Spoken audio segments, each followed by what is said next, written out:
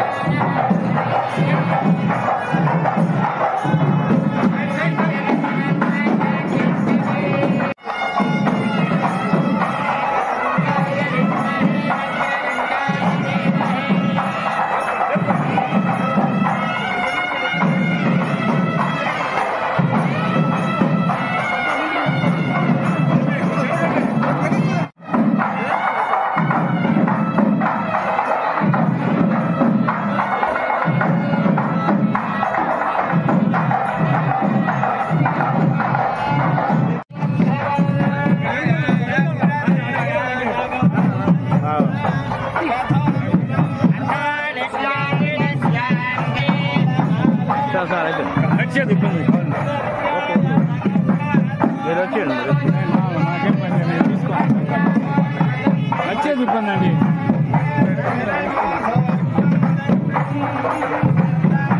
బాబు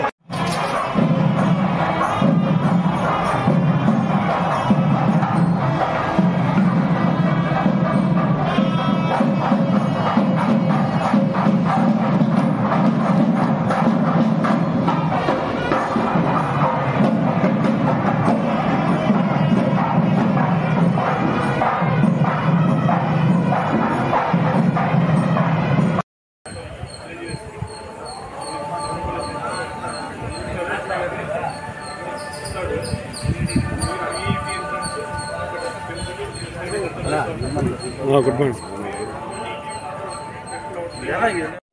అందరికీ నమస్కారం. ఈరోజు గణేష్ చవితి అందరికీ నేను శుభాకాంక్షలు చేస్తున్నాను. చాలా శుభ దినం. మార్నింగ్ నుంచి దర్శనం ఇక్కడ స్టార్ట్ అయింది. నాకు కూడా ఈరోజు ఒక అవకాశం వచ్చింది. సో నేను కూడా ఫ్యామిలీతో సహా వచ్చి దర్శనం చేశాను. ఇప్పుడే జస్ట్ అమ్మవారికి మనం పూజ చేశాము. పూజ చేసిన తర్వాత భక్తులు కూడా ఎక్కువ సంఖ్యలో ఇక్కడికి వస్తున్నారు. సమానంగా అందరికీ దర్శనం కూడా చేయడం జరుగుతున్నాయి.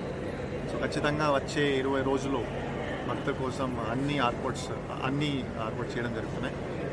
భక్తులకి ఏం ఇష్యూ లేకుండా, ఏం ప్రాబ్లం లేకుండా వాళ్ళు హ్యాపీగా ఇక్కడికి రావచ్చు, దర్శనం చేసుకోవచ్చు.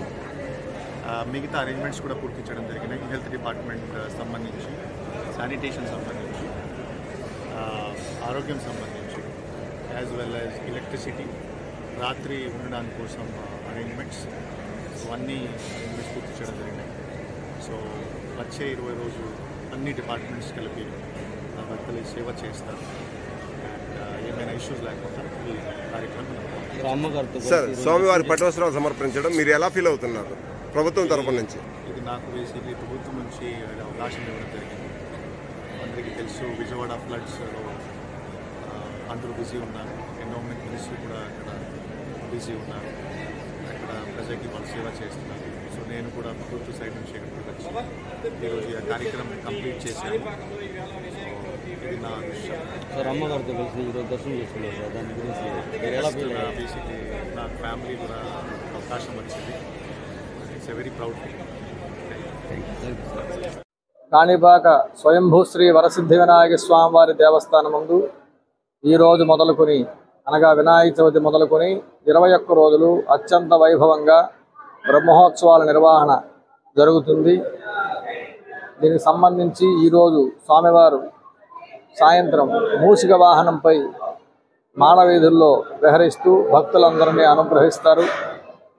రేపు ధ్వజారోహణం జరుగుతుంది. ధ్వజారోహణం తర్వాత నవదిన బ్రహ్మోత్సవాలు జరుగుతాయి. తర్వాత ప్రత్యేక ఉత్సవాలు జరుగుతాయి. అన్ని చోట్ల మనకు తెలిసింది నవరాత్రులు మాత్రమే. ఇక్కడ 21 రోజులు అత్యంత వైభవంగా ఒక్కొక్క రోజు ఒక్కొక్క వాహన సేవ జరుగుతుంది.